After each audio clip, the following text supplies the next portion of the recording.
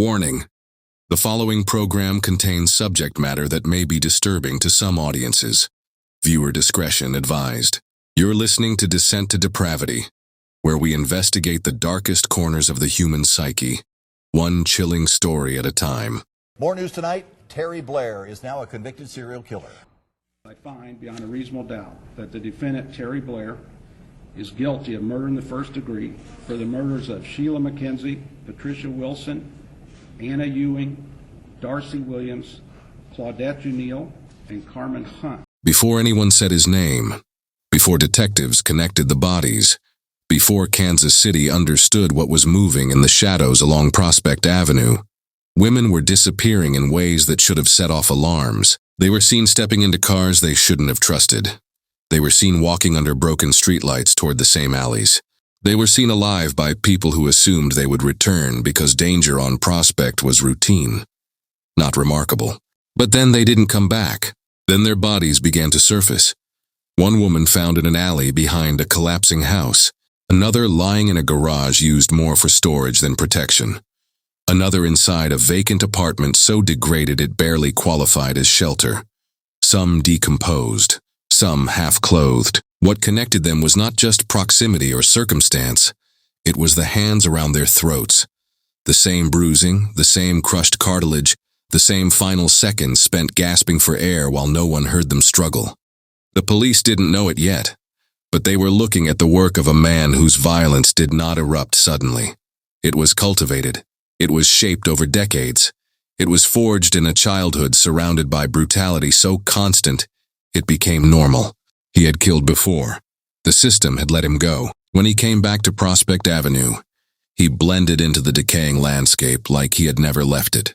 On these streets, women live with danger every night. They protect each other when they can, warn each other when they're able, and hope the next client won't be the one that ends their life. But the man moving through Prospect in 2003 and 2004 didn't look like a monster. He didn't chase, didn't shout, didn't draw attention. He walked calmly, quietly, with a blankness that made him forgettable until he had his hands around your neck. This is the story of those women, their lives, their deaths, and the man who hunted them in plain sight. Terry Blair did not descend into violence.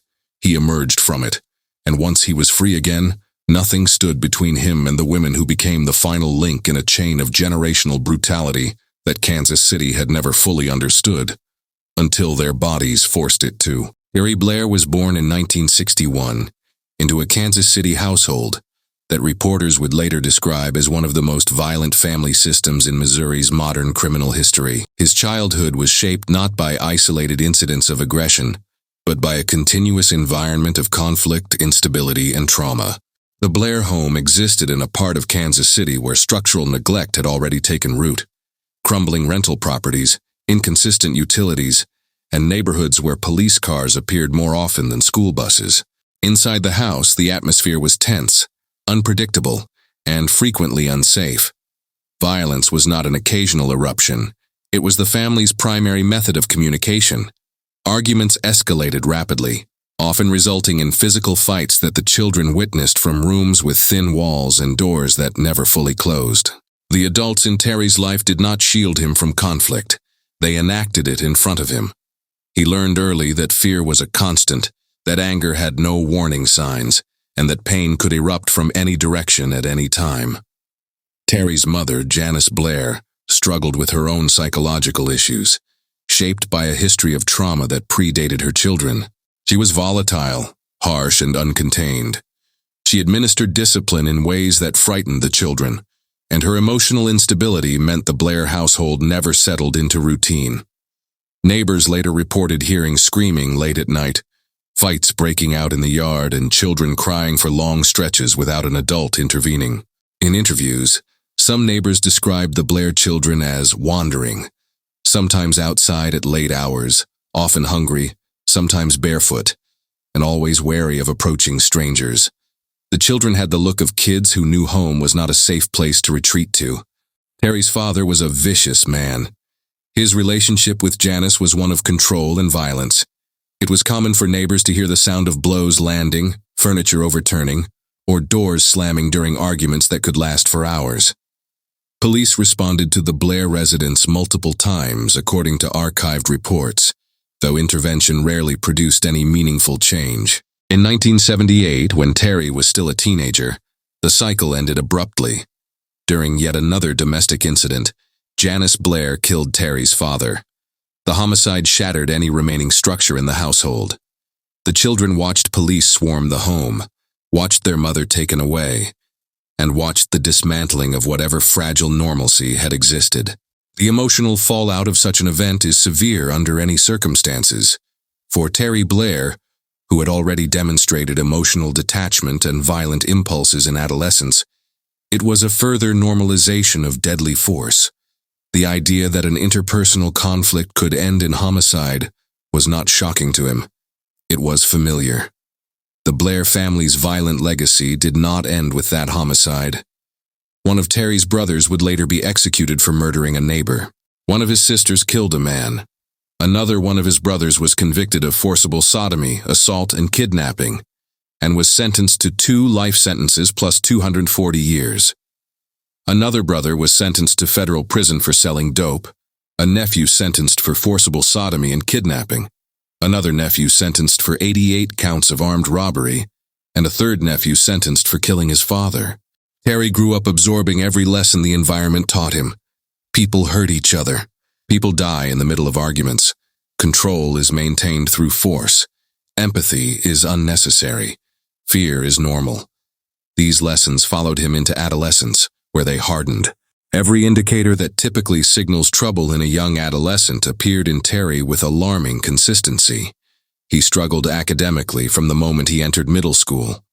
Teachers recorded that he could not concentrate, that his mind drifted, and that he displayed a persistent disconnect between instruction and comprehension. He performed poorly in every major academic area, often failing to complete assignments and rarely participating in class discussions. It was not laziness. It was the product of a child who had never been given space to develop higher cognitive functioning beyond basic emotional defense mechanisms. His inability to concentrate was frequently paired with explosive emotional reactions.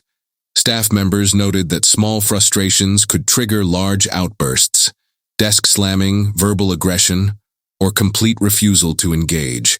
Socially, Terry remained detached. The other students kept their distance from him, not necessarily because of anything he did openly, but because his demeanor carried an undercurrent of unpredictability. He rarely smiled, rarely laughed, and rarely spoke with other kids unless he was forced into interaction.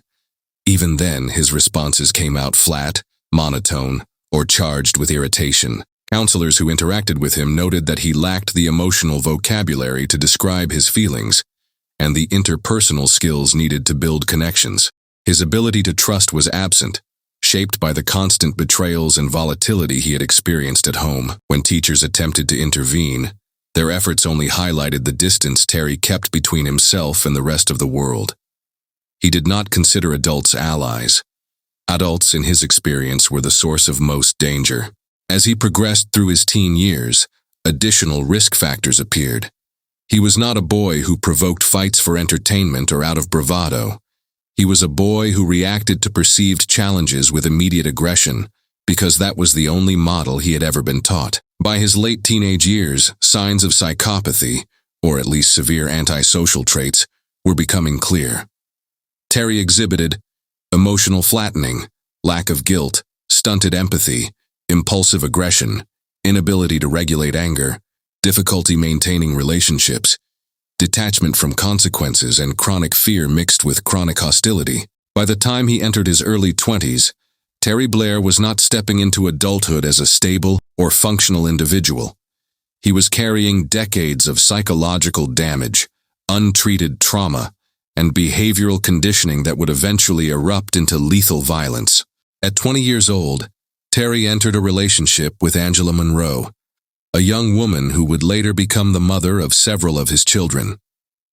Their relationship unfolded in the environment Terry knew best: unpredictability, emotional volatility, and domestic violence. She bore the brunt of his anger, endured the escalating aggression, and likely feared the unpredictable shifts in mood that marked their daily life. By May of 1982, Angela was 7 months pregnant. She carried a near-term child during a period when their relationship had deteriorated under mounting pressure. On May 15, 1982, under the dead orange glow of the streetlights at Linwood Boulevard and Forest Avenue, something began to unravel between them. It's alleged that Terry discovered Angela was prostituting, something that Terry deeply despised. The two began to argue, and Terry beat her to death. Angela's body was found on a sidewalk behind a building at 1205 Linwood Boulevard, lying cold on the concrete as if she had been discarded there. When police traced her last known movements, all roads ran backwards toward Terry Blair. But Terry did something unexpected. He called the police himself early that morning, telling them that Angela had been killed. He didn't confess, not directly, but he began with a lie that revealed more than he understood. He said he believed she had been killed by her pimp. Prosecutors would later reveal that the man Terry blamed had a solid alibi for the entire night. At first, Terry denied involvement entirely. Then he contradicted himself. Eventually, police testified. He confessed to killing Angela during an interrogation, a confession he would later attempt to retract, claiming he never said such things. But the damage was done, imprinted in statements, reports, and the physical truth of Angela Monroe's injuries. By May 16th, Terry Blair was arrested and booked into the Jackson County Jail under a $20,000 bond. When the Jackson County jury returned its verdict, they convicted him of second-degree murder, recommending a 25-year sentence for the death of the woman he once claimed to love and the unborn child she was carrying.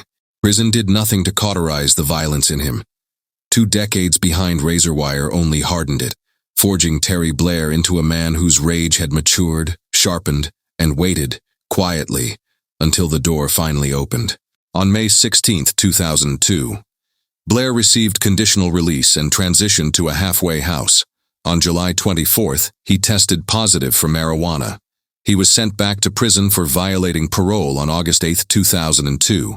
On January 21, 2004, Blair made parole and was sent back to a halfway house. By the summer of 2004, Terry Blair was moving in familiar territory.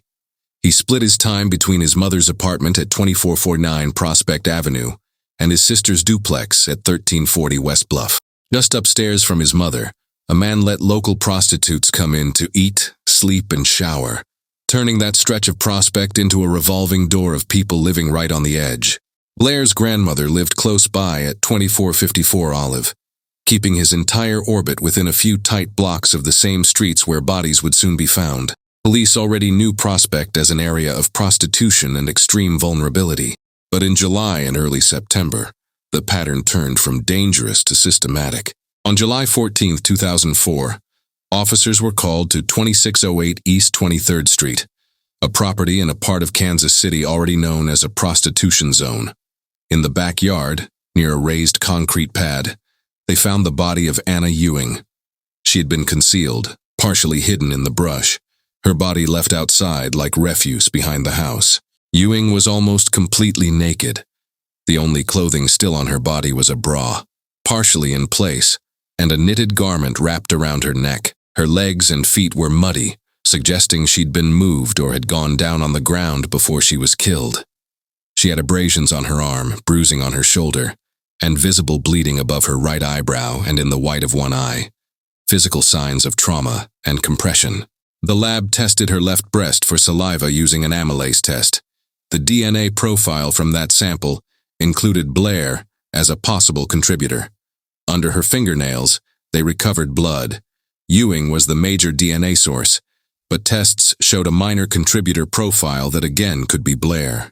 Statistically, that mixed profile would be expected in only about 1 in 1,400 African Americans, and Blair is African American. At that moment, police had a body, an area known for prostitution, and partial DNA that pointed toward Blair.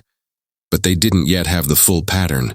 They didn't know they'd soon be led to more bodies, not by witnesses on the street, but by the killer himself. On September 2, 2004, the smell hit first.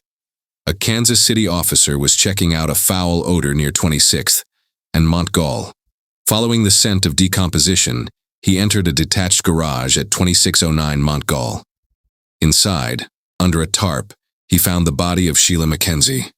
Beneath her, concealed even further, lay the badly decomposed remains of Patricia Wilson. Mackenzie's body was positioned like someone had stripped her of dignity in stages. She was nude from the ankles to the clavicle. Her dress and t-shirt were bunched up around her neck and shoulders, not worn, but pushed, exposing almost her entire body. Her neck had been broken, and the forensic exam showed evidence of strangulation.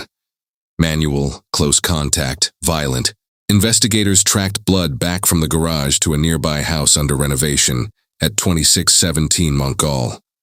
Inside, Mackenzie's blood was found on the carpet, indicating she was either assaulted or killed there and then dragged into the garage for concealment. The autopsy and lab work made the scene even more damning. Material from under Mackenzie's fingernails revealed male DNA. Semen on both of her thighs and on rectal and vaginal swabs was tested and identified as Terry Blair's DNA.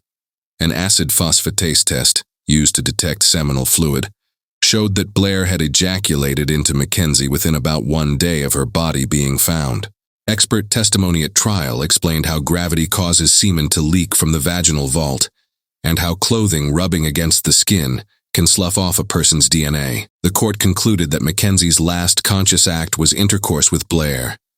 If she had survived long after, she likely would have urinated, cleaned herself, or moved in ways that would have removed or smeared much of that semen. Instead, the pattern suggested she was killed in or near the house, then moved while dead. Underneath her, Patricia Wilson's body told its own story.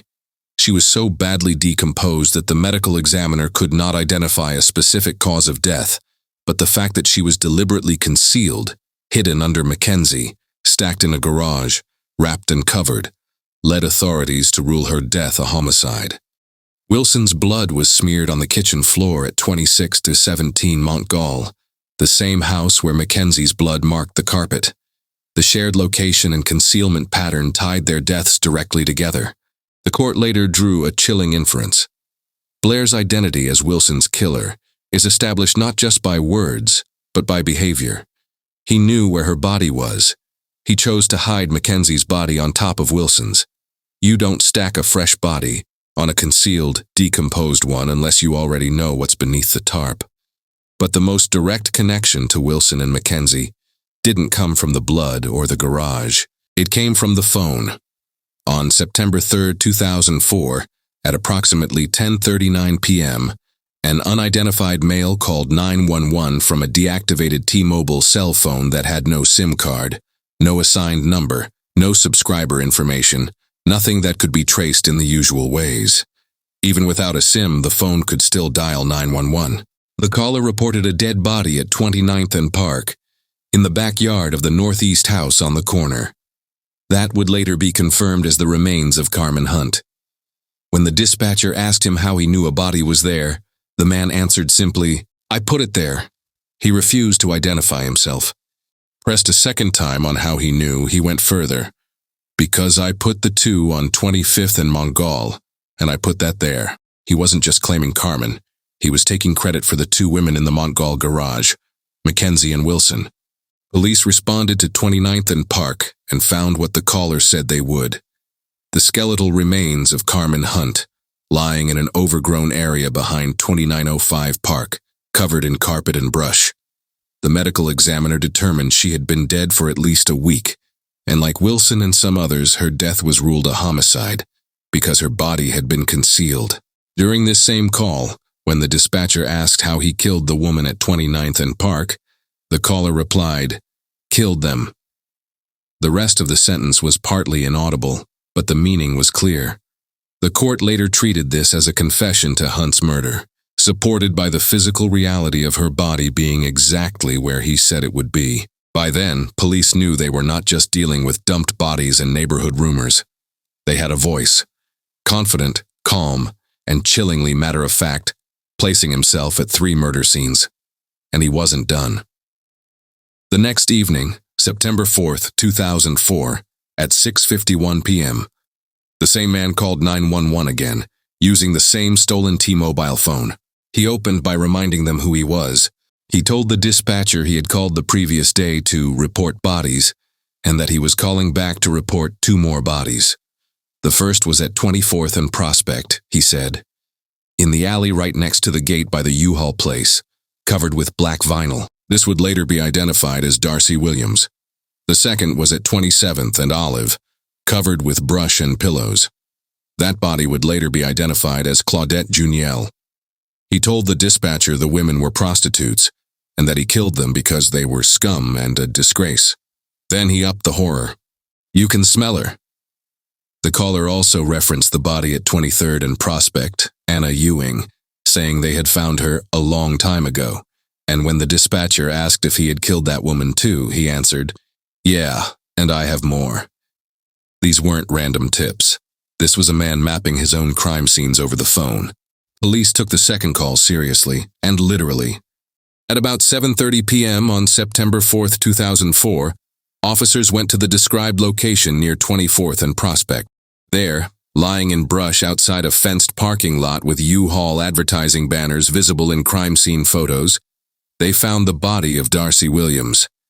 She was badly decomposed, hidden beneath roofing tar paper. A black knit shirt was tied around her neck. Her mother later testified that she met Darcy every Wednesday. The last time she saw her daughter was between 3:30 and 4 p.m. on August 25, 2004, when she dropped Darcy off at 25th and Prospect. Darcy stepped out of the car, crossed the street, and approached three men. One of them was Terry Blair. Her mother never spoke to her again. The decomposition was advanced enough that the cause of death could not be definitively determined, but the medical examiner ruled her death a homicide because of the very deliberate concealment of the body, combined with the 911 caller's precise directions, and later evidence linking that caller to Blair. The court treated his phone admission about the body at 24th and Prospect as direct evidence supporting Blair's conviction for Darcy's murder. That same day, officers followed the rest of the caller's instructions to 27th and Olive. In a vacant lot at 27 to 45 Olive, they found the skeletal remains of Claudette Juniel. She was nude, her body covered with couch cushions, sticks, and a tire, hidden so thoroughly that officers later testified they would never have found her without the 911 caller's directions. A shirt was tied around her neck, echoing the ligature and strangulation signatures seen elsewhere in the case. Her death, too, was classified as a homicide because of the deliberate concealment. On the phone, the man had described her as one of two more bodies. When the dispatcher pressed him, "Who are these people that you buried, sir?" "These people are prostitutes." "Okay, why did you kill these prostitutes?" "Because they are scum. They're a disgrace." Those recordings would later be played in court, the voice identified as Blair's, his own words weaponized against him. For Sheila Mackenzie, the evidence chain was brutal and precise. Last seen alive by her mother around 11 a.m. on September 2, 2004. Found that same day in a garage at 2609 Montgall, nude from ankles to clavicle, neck broken, signs of strangulation. Her blood in a nearby house under renovation at 26 to 17 Montgall. Blair's semen in her vagina, rectum, and on her thighs, consistent with ejaculation within 1 day of her body being found. Blair's complete denial that he even knew her, or had sex with her. Something the court read as a powerful consciousness of guilt. For Patricia Wilson, her body had been placed under Mackenzie's, concealed, decomposed. Her blood on the kitchen floor at 2617 Montgall, the same house connected to Mackenzie. The 911 caller explicitly taking credit for the two on 25th and Montgall, tying her directly to Blair. For Anna Ewing, found July 14, 2004 at 2608 East 23rd Street. Nude except for bra and knitted garment around her neck, with abrasions and bruising. Partial saliva DNA on her left breast, and mixed DNA under her fingernails that included Blair as a possible contributor, with a rarity estimate of 1 in 1/400. A 911 call on September 4th, where the caller admits he was also responsible for the one on 23rd and Prospect that police had found a long time ago. For Darcy Williams, last seen by her mother on August 25, 2004 at 25th and Prospect, walking directly toward a group of men that included Blair. Found September 4th, in brush outside a fenced lot near 24th and Prospect. hidden under roofing tar paper with a shirt around her neck. Location given in precise detail by the 911 caller. For Carmen Hunt, her skeletal remains found September 4, 2004 behind 2905 Park, covered by carpet and brush, dead at least a week. Direct 911 admission, "I put it there," followed by acknowledgement that he killed her. For Claudette Juniel, skeletal, nude, covered with cushions, sticks, and a tire in a vacant lot at 2745 Olive. Police confirmed they would not have located her without the caller's directions. The 911 caller openly stating he killed these prostitutes because they were scum and a disgrace. Layered on top of that was the technical work tying the 911 calls to Blair. All calls came from a stolen T-Mobile phone with no SIM card, tracked via its IMEI number. Cell tower analysis placed the August 30th hang-up and the September 4th call near the tower at 3330 Roanoke, directly north of Blair's sister's duplex at 13-40 West Bluff. Test calls from in front of his mother's apartment at 2449 Prospect replicated the same latitude and longitude as the September 3rd call. Background sounds in the September 4th call, children playing and a train horn, matched the physical surroundings near his sister's complex and a train that blew its horn at 6:53 p.m., 2 minutes into the 6:51 call. A linguistics professor identified the voice as a native English-speaking, urban African-American male from a lower middle to upper working class background, a profile Blair fit exactly. And then there was the witness Cherry Chadbourne, who flagged down officers on September 6, 2004, and told them Blair had said he was going to kill all prostitutes one by one because they were the scum of the earth, and that he had killed his first wife because she became a prostitute. Her account mirrored the language the 911 caller used on the tapes almost word for word.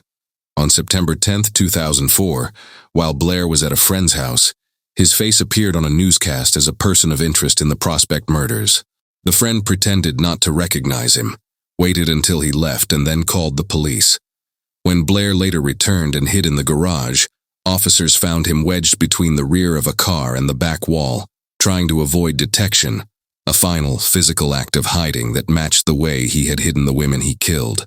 Officers proceeded to arrest Terry Blair and took him into custody.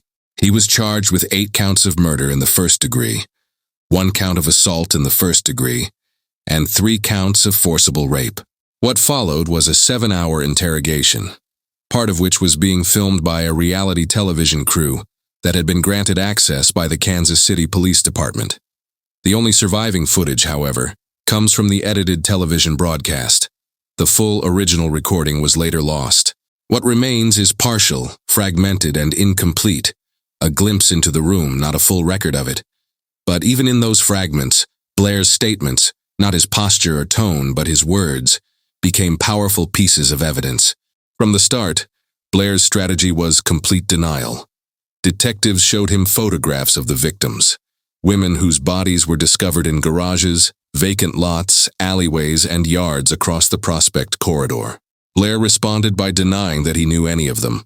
Not one, not Anna Ewing, not Sheila McKinsey, not Patricia Wilson, not Carmen Hunt, not Darcy Williams, not Claudette Juniel. None of them, he said, had any connection to him. When asked whether he had ever been with them sexually, he said no. He said the only prostitute he had ever paid was a woman named Peaches, back in 2002. He insisted that he had never had sexual contact with any of the victims. This denial stood in stark contrast to the overwhelming forensic evidence. Seminal fluid recovered from inside Sheila McKenzie's body, semen recovered from her thighs, and male DNA under her fingernails, all linked directly to Blair. But in the interrogation room, he continued to deny it. Detectives shifted to the locations. They asked him whether he had been at the garages, houses, alleys, and lots where the women were found. Blair said no again. He denied ever having been at several of the crime scenes, even though blood, carpet transfer, concealment techniques, and body placement patterns suggested intimate familiarity with those sites. His words contradicted physical evidence, but he held the line. He had never been there. Then detectives confronted him about the 911 calls. By this point, analysts had traced the calls to 2 cell towers, one at 18th and Prospect, just north of his mother's residence at 2449 Prospect, one at 3330 Roanoke, just north of his sister's duplex at 1340 West Bluff.